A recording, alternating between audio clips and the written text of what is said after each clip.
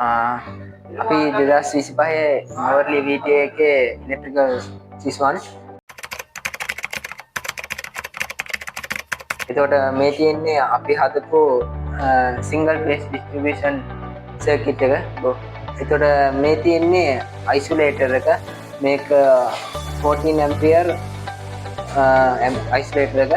එතකොට මේ තියෙන්නේ RCCB එක. ඒක 31 මිලි ඇම්පියර් 230 සිංගල් ෆේස්. එතකොට මේ තියෙන්නේ MCB. එතකොට දැන් MCB ෆික්ස් කරන්නේ ලොකු එකේ ඉඳන් පොඩි එක වෙනකම්. එතකොට මේ තියෙන්නේ 15 ඇම්පියර් සොකට් අවුට්ලට් එකක්. එතකොට තව එකක් තියෙනවා මේක 13 ඇම්පියර් සොකට් අවුට්ලට් එක. එතකොට මේ තියෙන්නේ ලයිට් ඩිමර් ස්විච් එක. එතකොට මේ තියෙනවා 1 way ස්විච් එකක්. එතකොට මේ වෝල් ඇම්පියර්.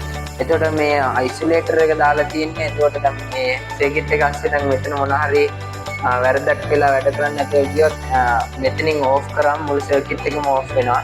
එතකොට නඩත්තු කටයුත්තක් වෙන්න ඕන නම් අපිට මෙතනින් ඕෆ් කරලා කරගන්න පුළුවන්. එතකොට මේ RCB එක තියෙන්නේ දැන් හදිසියවත් කරන්ට් ලීක් එකක් වුණා කියන්නේ ඒත් ලීක් එකක් වුණා නම් මෙතනින් ඔටෝ මේක ඕෆ් කරගන්නවා. ඒකට තියෙන්නේ මේක. එතකොට මේ MCB තියෙන්නේ ඕවර්ලෝඩ් එකක් වුණොත් එයත් ඔටෝ ඕෆ් වෙනවා. ඕවර්ලෝඩ් එකක් නැත්නම් ෂෝට් සර්කිට් එකක් වුණොත් ඕෆ් වෙනවා. හරි එහෙනම් අපි දැන් මේක වැඩද කියලා බලමු. මේ ඔන් කරන්නේ MCB එකේ පොඩි MCB එකකින් ඉඳලා තමයි ඔන් කරන් යන්නේ ලොකු අයිසොලේටර් එක පැත්තට.